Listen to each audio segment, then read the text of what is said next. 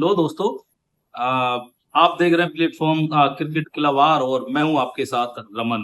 आज double header था, Saturday था आईपीएल में, आप सभी जानते हो। और पहला मुकाबला था आरसीबी डिफेंडिंग चैंपियन आरसीबी और डीसी के बीच, जहां आरसीबी जीत की हैट्रिक लगाना चाहती थी, वहीं डीसी के सामने लक्ष्य ये था कि वो हार की हैट्रिक से बचे।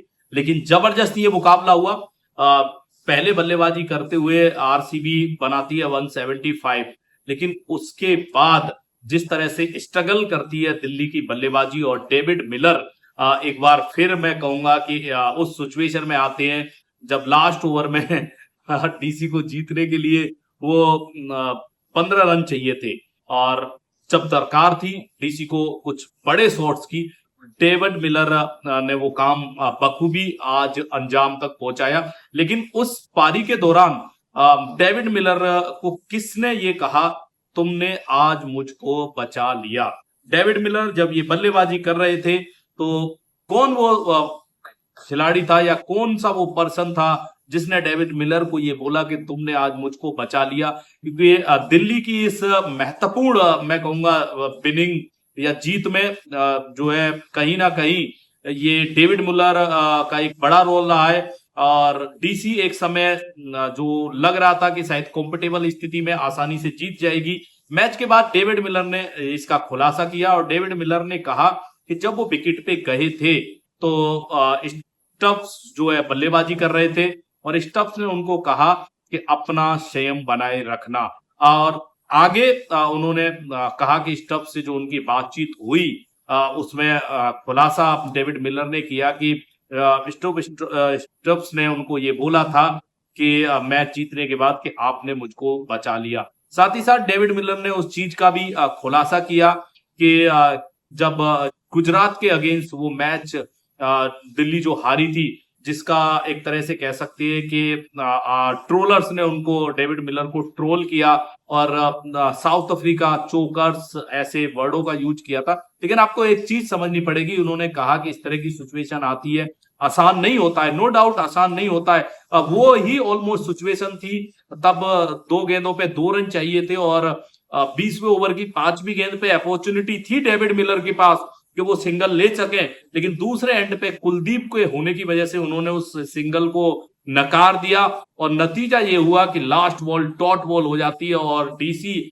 जो मैच ऑलमोस्ट जीतना चाहिए था, या फिर ये कहें कि कम से कम उस मैच को ड्रॉ करा सकती थी, वो मैच हार जाती है। और उसी तरह की सिचुएशन थी। डेविड मिलर ने कहा कि जब आप इस तरह की परिस्थितियों में होते हैं तो मैक्सिमम टाइम आप ये चाहते हैं कि 19वें ओवर में मैच को खत्म कर दिया जाए, बट ऐसा हो नहीं सका था।